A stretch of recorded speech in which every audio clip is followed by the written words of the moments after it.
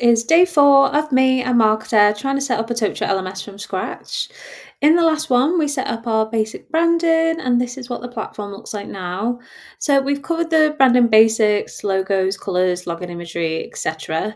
And we started to turn our LMS from a blank platform into something that feels a bit more intentional and a bit more us. So once I had all the right image sizes and brand colours ready, the process was really smooth. So having those assets prepared up front really does speed up the process. So if you missed that episode, it's worth going back because today we're building directly on top of those foundations. But before we go any further, a quick reminder of why branding actually matters. So, the design of your LMS directly affects learner behaviour. So, if the platform feels clunky, confusing, or poorly designed, then learners are less likely to log in, they're less likely to enrol in courses, and they're far less likely to complete them as well. So, that means even the best learning content can fail before it's even had a proper chance. Good branding and thoughtful design don't just make things look nice, they reduce friction and they improve engagement, so it does matter. In this session, we're taking branding a step further. This is where the LMS starts to feel designed, not just configured. So we'll be looking at course imagery, navigation, menus, homepage layouts, and fonts. So all the details that shape how learners experience the platform from the day to day. So let's dive in.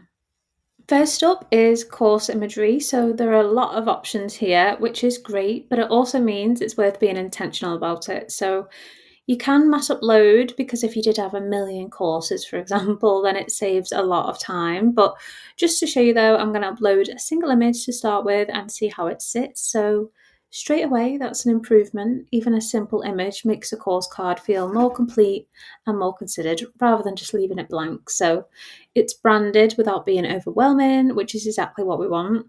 And then one really useful tip as well that I did pick up from the team is using the AI image generator. So it's a really quick way to create varied course imagery so everything doesn't blur into one and look the same. It's especially helpful if you do have a growing catalogue of courses.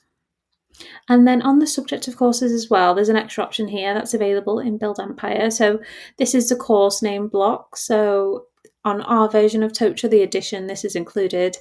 It's a nice little block that sits within the course itself and it pulls the course image in, adds a filter based on your brand colours, and also pulls in the course name as well as a nice progress bar.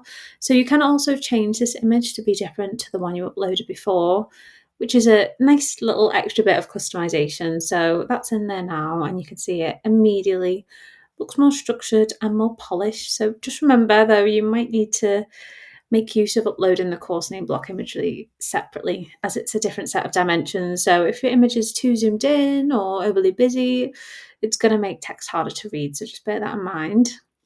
Now, let's move on to navigation. So, navigation is one of the most important and underestimated parts of an LMS. So, if learners don't know where they are or where to go next, they'll get frustrated very quickly, and frustration is one of the fastest ways to lose engagement. With navigation, there are a lot of settings, so you can customize this to your heart's content. So, here you can see how you'd go about rearranging menu items and managing dashboards. So you want to have learners in mind for this one, so make sure you think about ease of access and the order of what they will need most. The main menu settings give you a lot of flexibility, so as you can see, everything that appears in the left-hand menu.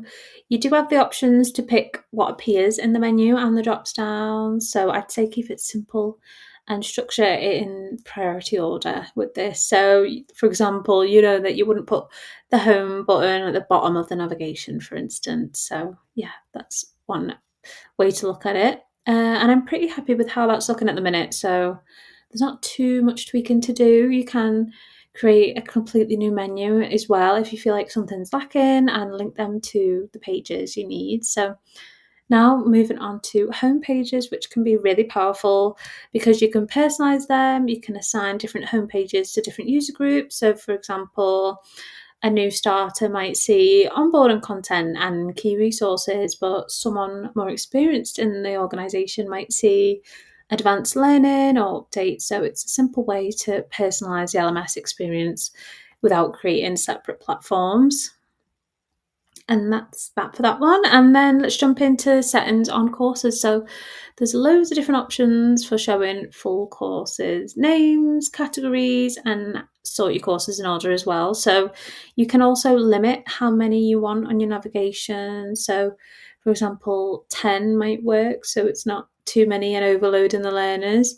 And then you can, for admins, you can link to admin categories as well. So it's easier to access and make edits as well for yourself. And then there's other handy settings in here. So if you see there in the settings, you can toggle on and off for showing front page activities in the nav and add links to view users' posts as well. So again, having these links just helps you to organize your learning content better. Let's try to make some tweaks. So I'm just going to switch this on, so that's good.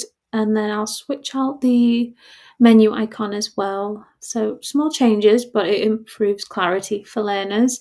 And then these tweaks might seem minor, but they make a real difference to a user knowing exactly what you're linking out to on your menu. So okay, so I've made some of those tweaks and that's great. So that's the navigation and menu covered. We could probably do a whole other episode on this. So just let me know in the comments if you'd like that. Now let's talk about fonts. So typography plays a big role in how professional and readable your LMS actually feels. So we do have a custom font section, so you can choose any Google font there. So hopefully that'll cover yours. But if not, I do know that the team will be able to upload it for you as well. This just adds another little bit of touch of your brand. And so with fonts, I'd say consistency is key. So using one font family with a clear hierarchy. So let's say that bold is mainly used for headings as well, and then make sure that your body text is easy to read for your learners. So, as I said, this just makes the platform easier to digest for them. And then I did mention it in the last video as well, but one thing is to note is that if you're setting up your LMS with a different brand identity, then you can use different fonts other than your usual, but if not, just stick to the ones that you do use to create that familiarity that we keep banging on about. I think that makes the platform look even more your own. So yeah, that brings us to the end of day 4, next level branding. Just to wrap up, we've covered course imagery, course name blocks, navigation, homepage, and fonts. At this point, the LMS is no longer basic. It's taken a big step further, so I'm really glad with the progress we've made. And we've made it even more recognisable to its users, the Build Empire team.